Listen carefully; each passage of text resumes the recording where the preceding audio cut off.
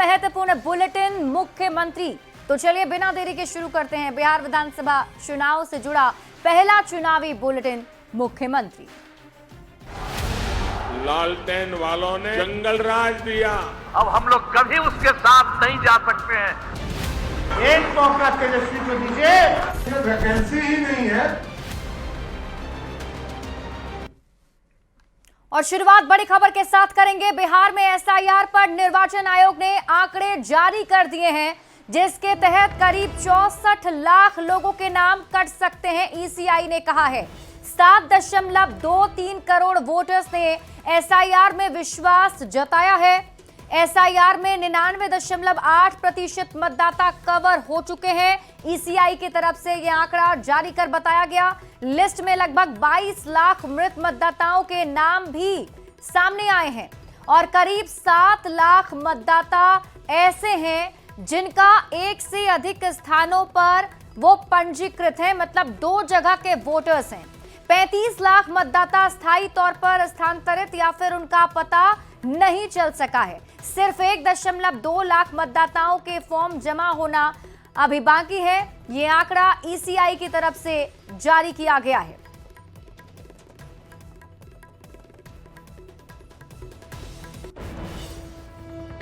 बढ़ेंगे आगे और अब बात बिहार विधानमंडल के मॉनसून सत्र की कार्यवाही अनिश्चितकाल के लिए स्थगित कर दी गई। 17वीं विधानसभा के आखिरी सत्र के अंतिम दिन भी खूब हंगामा हुआ।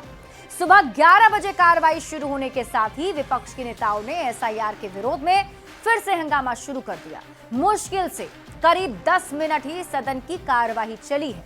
दोबारा 2 बजे जब सदन की कार्यवाही फिर से शुरू हुई, फिर तब भी विपक्ष का तेवर वही रहा और एक बार फिर 2:30 बजे तक कार्यवाही को स्थगित करना पड़ गया। फिर 2:30 बजे सदन की कार्यवाही तीसरी बार शुरू हुई और संवैधानिक औपचारिकता पूरी करने के बाद सदन की कार्यवाही अनिश्चितकाल के लिए स्थगित कर दी गई है। सत्र के 5 दिन कार्यवाही कम, हंगामा ज्यादा हुआ। इस रिपोर्ट में देखिए। नाराजगी कभी भी इतनी लंबी नहीं होनी चाहिए।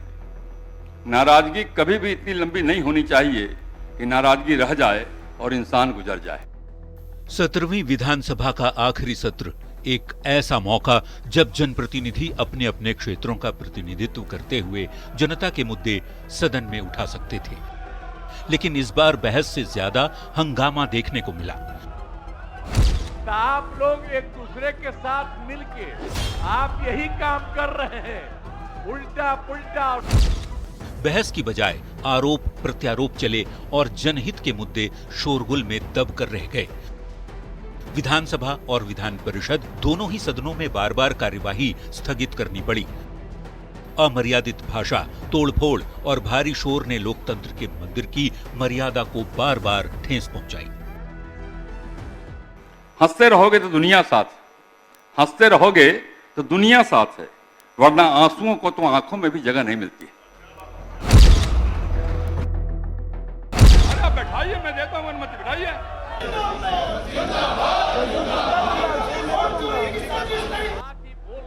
सोमवार को हंगामे के साथ मानसून सत्र की शुरुआत हुई। सदन के बाहर विपक्ष के सदस्य बिहार में कानून व्यवस्था को लेकर नीतीश सरकार को घेरते नजर आए। विपक्ष के नेता गुंडाराज का पोस्टर लेकर प्रदर्शन करते दिखे। सदन के अंदर एसआईआर पर चर्चा की मांग को लेकर खूब हंगामा हुआ। एसआईआर पर बिहार विधानसभा में इसकी चर्चा जो है कराई जाए। विपक्षी विधायक काले कपड़े पहनकर सदन में विरोध जताने पहुंचे।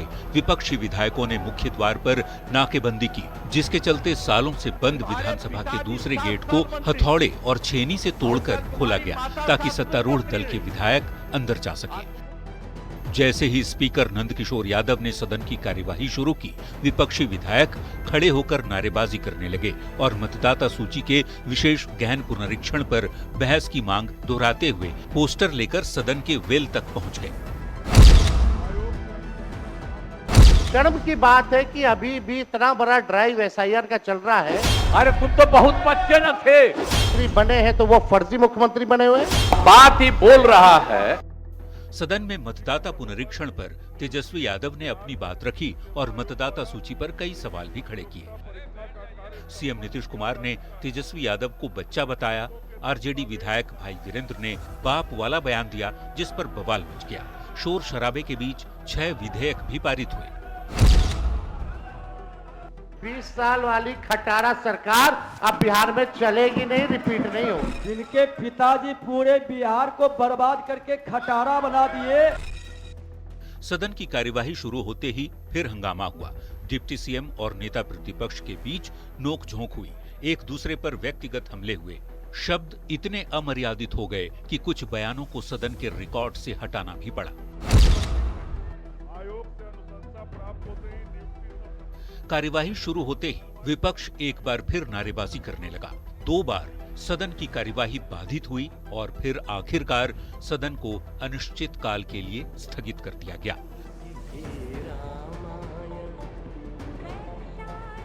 हो हंगामे के बीच 17वीं विधानसभा का आखिरी सत्र समाप्त हो गया। अब चुनाव होने हैं।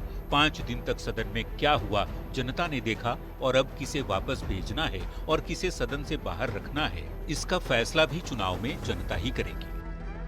Bureau report, news 18।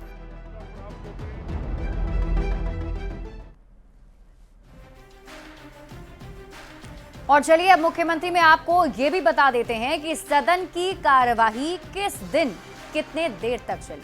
5 दिन का ये मॉनसून सत्र था। 21 जुलाई से इसकी शुरुआत हुई थी। 25 जुलाई तक ये मॉनसून सत्र चला।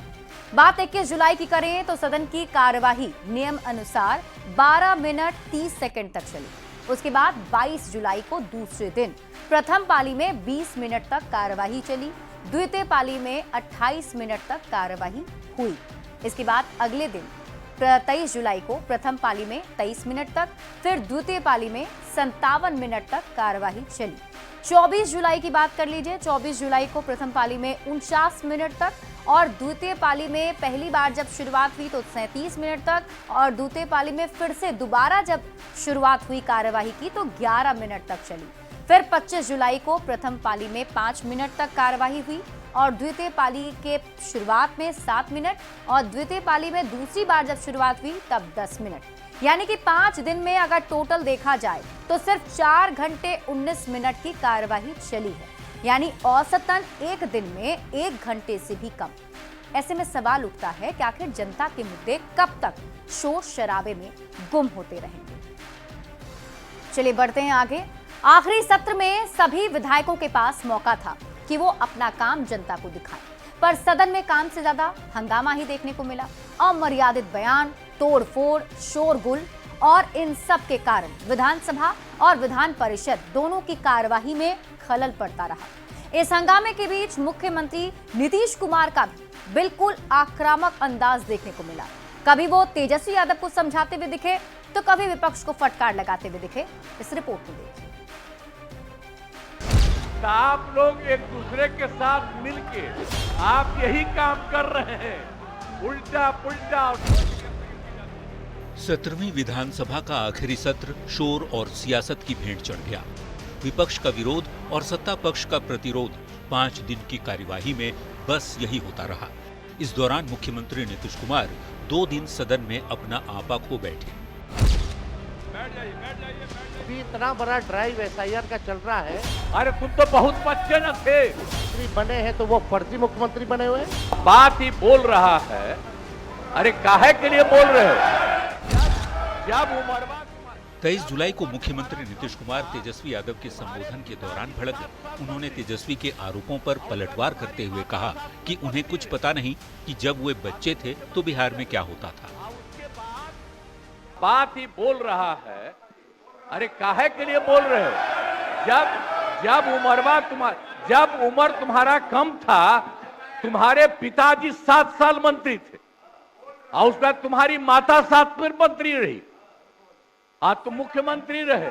और उसके बाद क्या उस समय की स्थिति है? अरे तुम तो बहुत बच्चे न थे। अब जानते हो पटना शहर में भी शाम में कोई निकलता था, कोई सामने घर से बाहर जाता था, कहीं जाने का रास्ता है। ये जितने पत्रकार हैं इन लोगों को भी हम कहेंगे कि पहले क्या बुरा हाल था। सीएम नीतीश ने कहा कि जनता सब कुछ देख रही है और कई विधायक ऐसे हैं जिन्हें अगले सत्र में लौटने का मौका तक नहीं मिलेगा। ये लोग भी जो है सब अलग-अलग पार्टी वाले लोग। सत्र के 5वें और आखिरी दिन भी दोनों सदन में विधायक हंगामा करने लगे तो सीएम नीतीश अपना आपा खो बैठे। सीएम ने विपक्ष के काले कपड़े पर नाराजगी जताई, पहले विधानसभा में फिर विधान परिषद में। ये लोग जब हंगामा करते हैं तो जरा देख लीजिए सबका कपड़ा कैसा पहने हुए है। ये जितना सब पटिया एक दूसरे के साथ है, सब एक ही तरह का कपड़ा पहने हो।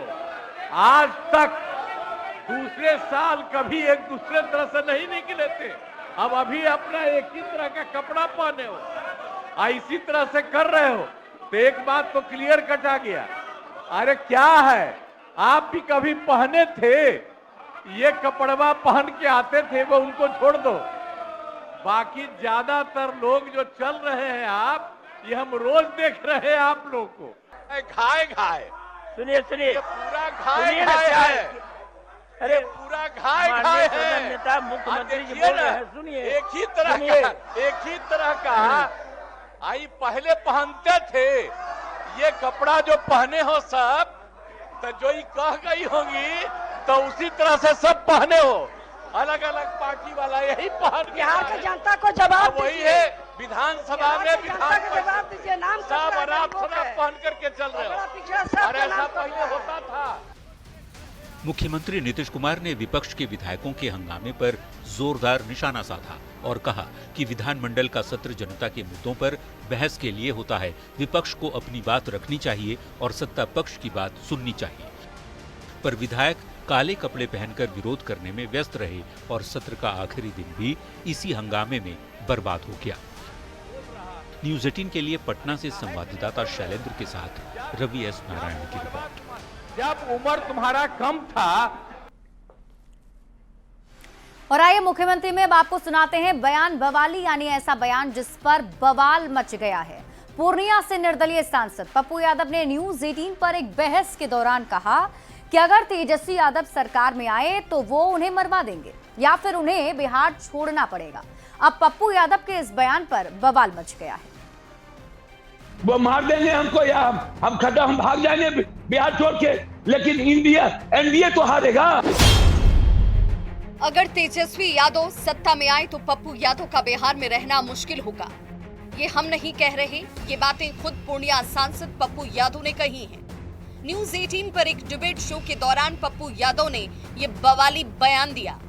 वो मार देंगे हमको या हम खड्डा हम भाग जाएंगे बिहार छोड़ के, लेकिन इंडिया एनडीए तो हारेगा, एनडीए तो हारेगा, संविधान विरोधी तो हारेगा, देश विरोधी तो हारेगा। पप्पू यादव कांग्रेस के समर्थक हैं।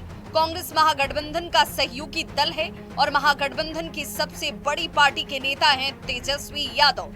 ऐसे में जब उन्होंने तेजस्वी को लेकर ऐसा बयान दिया तो सियासी बवाल तो होना तय ही था।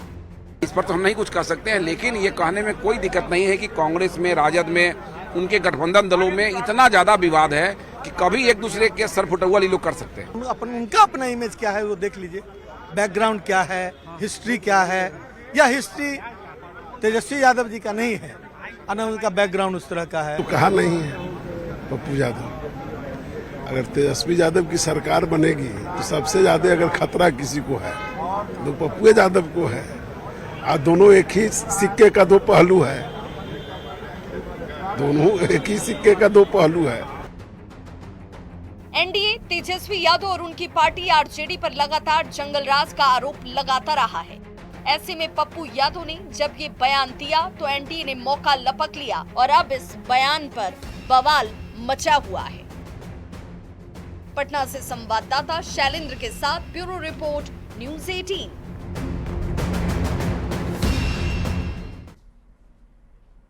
और मुख्यमंत्री में अब आपको दिखाते हैं चुनावी वायरल, यानी ऐसी तस्वीर जो चुनावी मौसम में वायरल हो रही है। बिहार विधानसभा से हर रोज कई दिलचस्प तस्वीरें सामने आई। विपक्ष के विधायकों के काले कपड़े के बाद अब सत्ता पक्ष का हेलमेट भी चर्चा में है। कि 20 साल वाली खटारा सरकार अब बिहार में चलेगी नहीं, रिपीट नहीं होगी। अपनी जान की सुरक्षा के लिए, क्योंकि राजद के गुंडा से हम लोगों को बचना है। तो हम लोग खतरा में हैं, उन लोग से गुंडा सबसे हम लोग। ये विधायक किसी मोटरसाइकिल की रेस में हिस्सा लेने नहीं जा रहे, विधानसभा में चर्चा करने जा रहे हैं। पर इनके सिर पर आखिर हेलमेट क्यों है? इनका कहना है कि इन्हें खतरा महसूस हो रहा है अपने विरोधी दल के विधायकों से।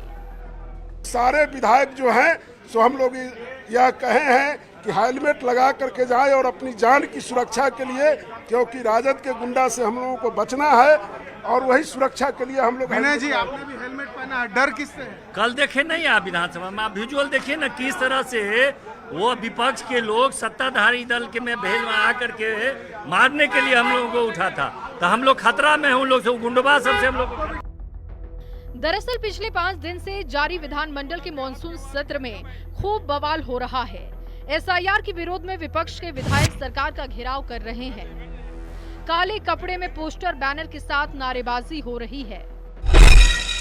गुरुवार को सदन के अंदर गहमा गहमी कुछ ज्यादा बढ़ गई। दोनों पक्ष के विधायकों के बीच हाथापाई तक की नौबत आ गई।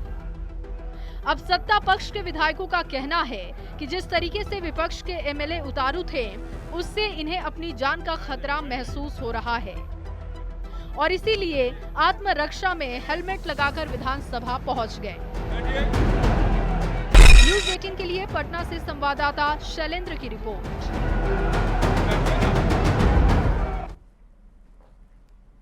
और मुख्यमंत्री में वक्त है एक रोचक चुनावी जानकारी की। क्या आप जानते हैं कि भारत में सबसे पहली जाति जनगणना कब हुई थी? देखिए, जातिगत जनगणना की शुरुआत अंग्रेजों के समय से हो गई थी। सबसे पहले साल 1931 में जाति जनगणना करवाई गई। अंग्रेजों के दौर में तो वैसे भी हिंदुस्तान के लोगों को जाति के आधार पर ही देखा जाता था। ऐसे में तब ऐसी किसी भी जनगणना को होना काफी आम बात थी। तब ये तय किया गया था कि हर 10 साल में जातिगत जनगणना करवाई जाएगी। उस समय देश में कुल 4147 जातियां की गणना हुई थी और अन्य पिछड़ा वर्ग यानी ओबीसी की आबादी 52% थी। 1941 में भी जाति आधारित आंकड़े एकत्र किए गए, लेकिन इन्हें कभी प्रकाशित नहीं किया गया। 1951 के बाद से केवल अनुसूचित जाति और अनुसूचित जनजाति की आबादी के आंकड़े ही जुटाए और प्रकाशित हुए। 2011 में सामाजिक, आर्थिक और जाति आधारित आंकड़े इकट्ठे तो किए गए, लेकिन ये आंकड़े भी सार्वजनिक नहीं हुए। यानी आप ऐसा कह सकते हैं कि आजादी के बाद से कोई भी विश्वसनीय और व्यापक जाति आधारित आंकड़े उपलब्ध नहीं है। केंद्र सरकार अब जो जाति जनगणना कराएगी वो आजाद भारत की पहली जाति जनगणना होगी। और इस बीच रुक कर लेते हैं बड़ी खबर की ओर। बिहार में फिर से हुआ है पुलिस अफसरों का तबादला। बड़ी खबर आपको बता रहे हैं, एक साथ बदले गए हैं कई डीएसपी। बड़ी जानकारी, बिहार में पुलिस अफसरों का तबादला हुआ है। एक साथ कई डीएसपी बदले गए हैं। एक साथ करीब 55 डीएसपी का तबादला हुआ है। गृह विभाग ने इसकी अधिसूचना भी जारी कर दी है। तो बड़ी खबर आपको पटना से बता रही है, बड़ी जानकारी सामने आ रही है। देखिए, एक साथ 55 डीएसपी का तबादला किया गया है। बिहार में पुलिस अफसरों का फिर से तबादला हुआ है, जिसमें इस बार बताया जा रहा है कि 55 डीएसपी का तबादला हुआ है। और इसी के साथ इस बुलेटिन में अभी के लिए बस इतना ही। आप देखते रहिए न्यूज़ 18 बिहार झारखंड।